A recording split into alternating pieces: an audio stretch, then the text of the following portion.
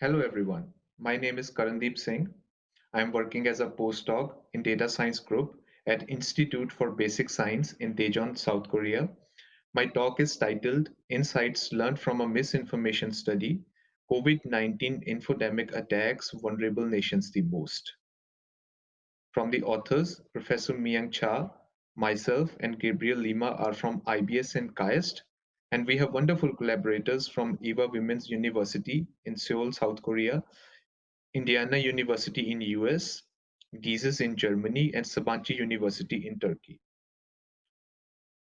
The current pandemic caused by the novel coronavirus has been raging for about 10 months now. More than 35.5 million people have been infected by it, and more than a million people have lost their precious lives. And the number of infections and the number of deaths are still on rise. The world is pinning its hope on a COVID-19 vaccine. Thankfully, the trials for which are already in the last phases, and we hopefully would have a vaccine soon. But in the absence of vaccine or any other validated therapeutics, the mitigation strategies to prevent the coronavirus were, are, and will continue to be heavily reliant on the behavioral measures, such as social distancing, cough and sneeze etiquettes, wearing masks, etc. Let us briefly talk about the term infodemic. Infodemic can be understood as overabundance of information that occurs during an extraordinary event like the current pandemic.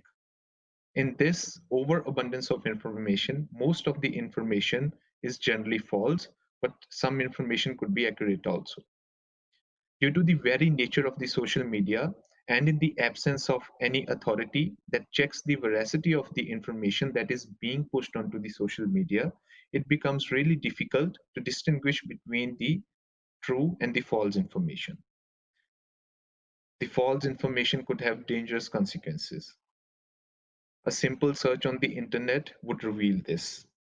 For example, due to the misinformation, someone might self-check for a COVID-19 for the COVID-19 that seems harmless, but in actuality, it could be very harmful. If someone thinks that he or she is not infected by the COVID-19 and starts venturing in the public, then more seriously, a new cluster of infections may come up due to the misinformation. People may commit arson due to the misinformation related to the COVID-19.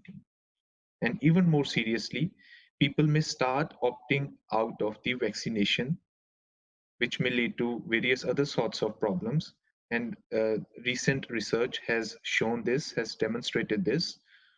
And gravely, people may also lose their lives. We have seen this in Iran and some other countries as well. So, we know that infodemic is harmful. How can we prevent the damage caused by the infodemic? How can we prevent the infodemic? The first way, obviously, is to check the information that is being pushed onto the social media. If the information is false, flag it. And people have been doing that with mixed success, with mixed results. And another way could be spreading the fact-checked information in a proactive manner. And that is what we started doing with our campaign, Facts Before Rumors, after the onset of the pandemic. So it's a public communication campaign which collects the fact-checked information from the countries or regions that have been infected by the infodemic already and spreads it to other regions or countries that necessarily have not been affected by the infodemic yet. So one of the most important features of FBR is its proactive nature. By that proactive nature, we hope to preempt the spread of the false information and limit the damage that might be caused by it.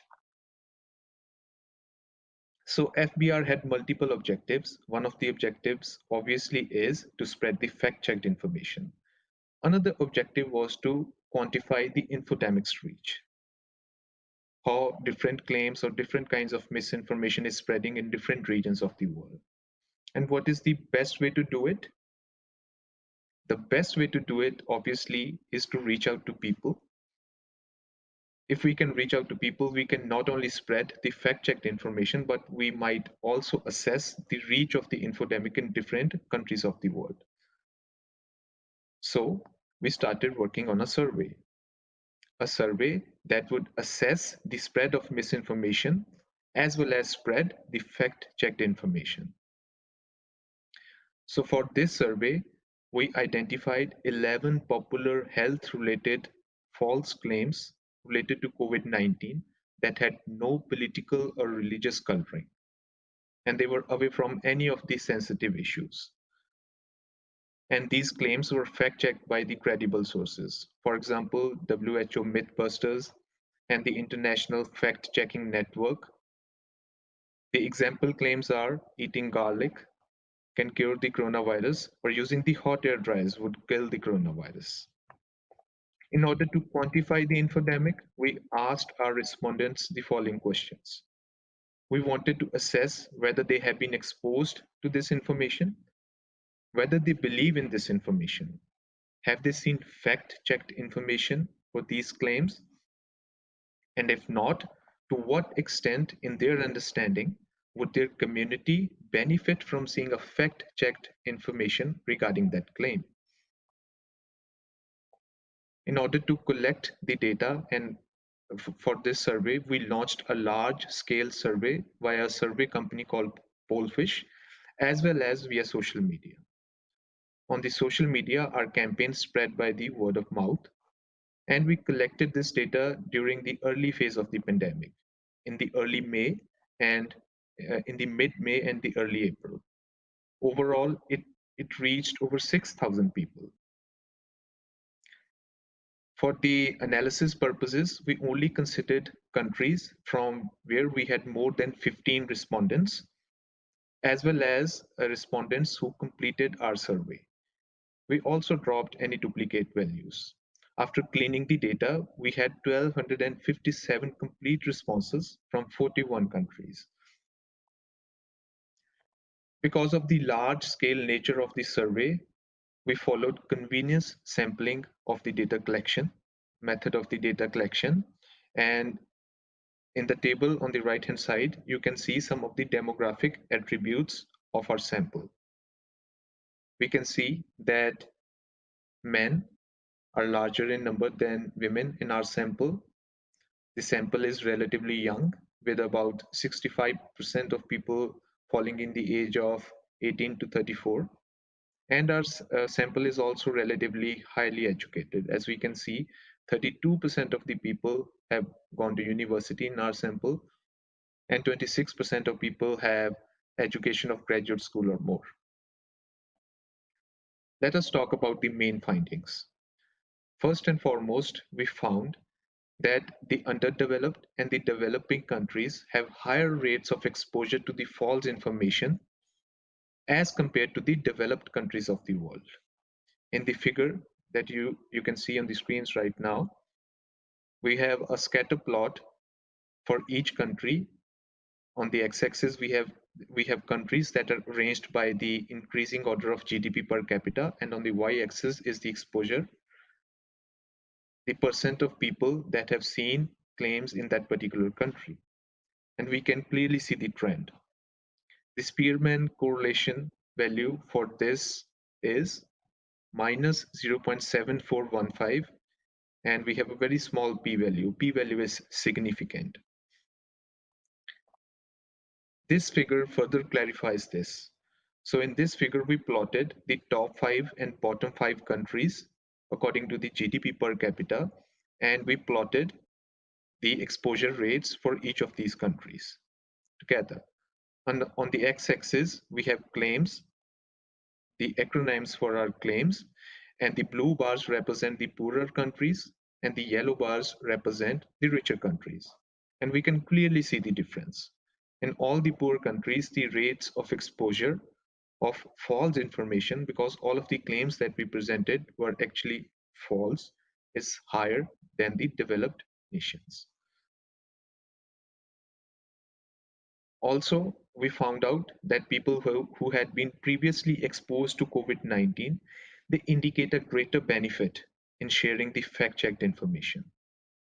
This means that people who have already seen a false information, and when they see a fact-checked information, they believe that if a fact-checked information for this was available, it would be beneficial for themselves as well as for their community. The Pearson correlation value is 0.423 and p-value is significant. Additionally, we also found that there is a sublinear relationship between the incidence of false claims and fact checks. So what do we mean by this? This means that the rate of exposure to the false information as compared to the rate of exposure to the fact-checked information has a sublinear relationship, and the rate of exposure to the false information is higher than that of the fact-checked information. Then we also found out that different claims have different reaches in different countries of the world. The reason for this might be the socio-cultural backgrounds of a particular country.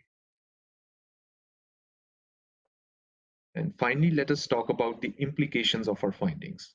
First of all, we found that the developing countries and the underdeveloped countries are at a higher risk of exposure to the false information. What does this mean? This means that they are obviously more vulnerable to the associated risks, the risks associated with the false information. Here, we should remember that economically weak countries, underdeveloped or developing countries have relatively weak infrastructures, and they're already battling the pandemic. Additionally, with the limited resources and the limited infrastructure, they also have to tackle the side effects of the false information. And this exposure to the false information is higher, and obviously associated risks are higher. So they have to invest more resources in this aspect also. Then we also found out that there is high local demand for the fact checks.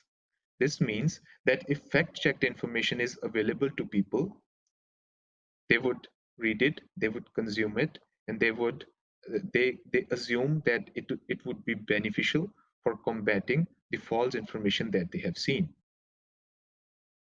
From here, the main takeaway is this: that obviously we are already people are already trying to limit the spread of the infodemic by checking the false information and flagging it, by catching the false information, but preemptive strategies that spread the fact checked or the accurate information before the spread of the false information are necessary.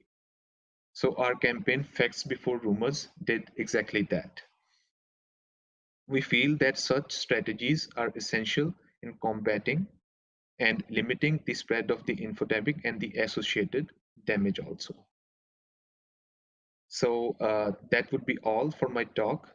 If you have any questions, any feedback, any comments, we look forward for it, and you can contact us via emails that are on the screen right now. You can also visit our website for the FBR campaign. And thank you very much for listening to my talk.